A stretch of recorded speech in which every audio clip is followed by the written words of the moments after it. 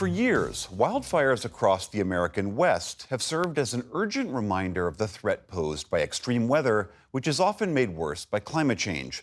But over the last few weeks, nearly 3,000 miles across the country, fires have engulfed parts of the Hudson Valley, stretching between New York and New Jersey, sending smoke into New York City, reducing air quality, and turning the skyline a hazy gray.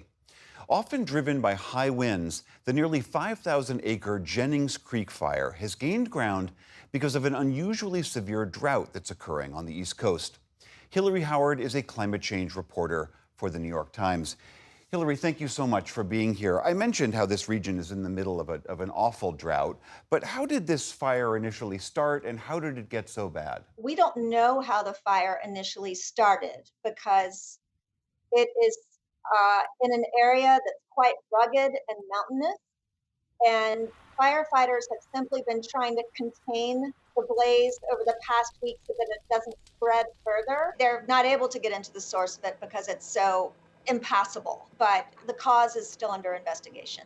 As many people know, this is not a region that is used to wildfires. Do they have the fire crews and the personnel to attack this as needed? From what I understand, it's all hands on deck.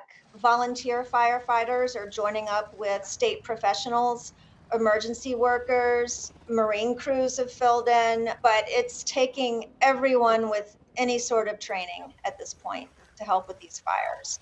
I know that this is also a big agricultural area, and some of my colleagues recently talked with a farmer down there, a man named Rocky Hazelman, who's a farmer in West Milford, New Jersey. Here's what he had to say about just how dry it is. So we've seen more than 40 days without real meaningful rain. We had one just a week ago, which kind of gave us a little bit of hope, but nothing since then. The 40 days has dried out both reservoirs, our local pond, and our underground storage tanks where we collect rainwater. But we're finding that we have to turn to the wells now because the surface water has disappeared. How much has this drought exacerbated this fire?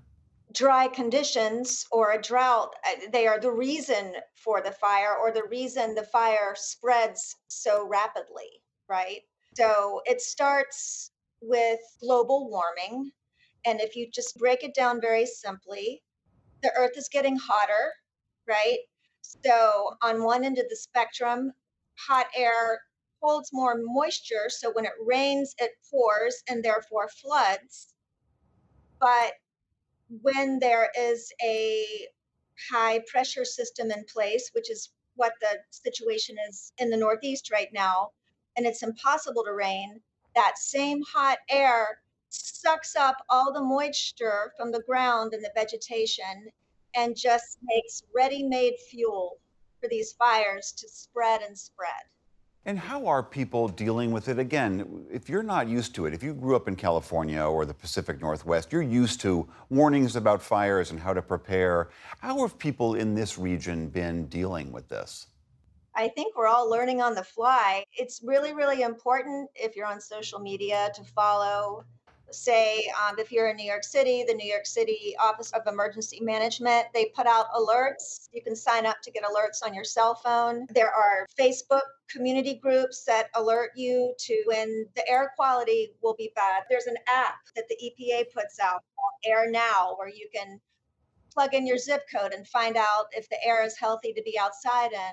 So there are lots of software and internet tricks in order to stay cognizant of what's going on, right? And then in terms of how not to start a fire yourself is just common sense. I was at a press conference with Governor Phil Murphy the other day, and it sounds really simple, but if you have a wood burning stove or outdoor fire ashes, when you dispose of them, you put them in a closed container. You certainly don't discard of a cigarette outside. You don't hand a lighter over to your child or play with it yourself. You don't mess with fireworks. I mean, it's just common sense at this point. And you certainly don't have a campfire outside right now. It's just, and a burn ban is in place in New Jersey and in New York for that very reason.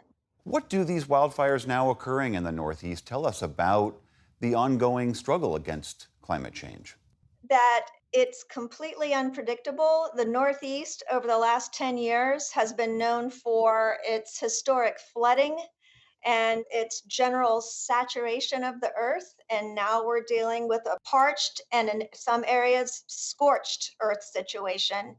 And it's a roll of the dice as to which one it will be at this point. All right, Hillary Howard of the New York Times, thank you so much for talking with us. Thank you.